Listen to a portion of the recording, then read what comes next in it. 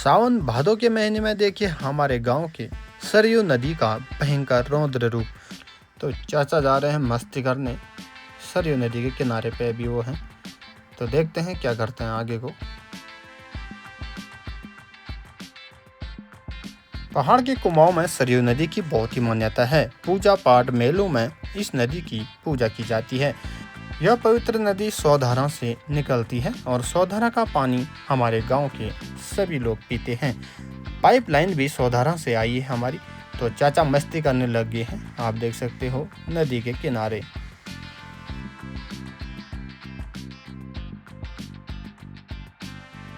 लोग कह रहे हैं इस नदी में बजरी बह रही है, तो चलिए पता करते हैं बजरी बह रही है कि नहीं। यहाँ पे एक पत्थर है, इस पत्थर को मैं अभी धक्का मारता हूँ।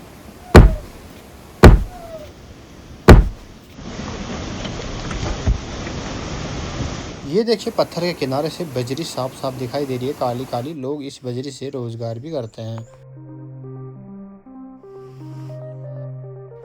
नदियाँ सभी जीवों का जीवन यापन करने का एक मुख्य स्रोत है। तभी पुराने जमाने में भी जहाँ नदियाँ बहती थी उसके किनारे, नदी के किनारे हर गांव बसे रहते थे।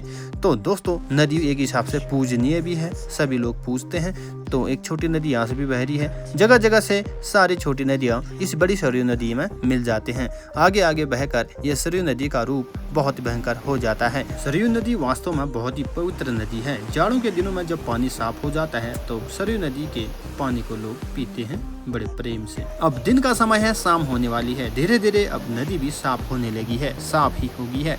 तो मोहनदा नदी पार कर चुके हैं। तो दोस्तों आपको ये मिनी ब्लॉग पसंद आया होगा तो दोस्तों सब्सक्राइब करें, लाइक करें, कमेंट करें। पहाड़ देखिए बादलों में डूब चुका है। बादल भी पहाड़ों पे चलने लगे हैं। मौसम कुछ इस तरह से हो गया है सावन भादो मास में।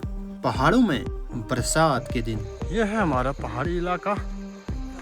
बहुत कम घर होते हैं, जंगल ज्यादा होता है दोस्तों पहाड़ों में। रिस्क भरा जीवन, लाइफ स्टाइल कठिन, यही पहाड़ है दोस्तों।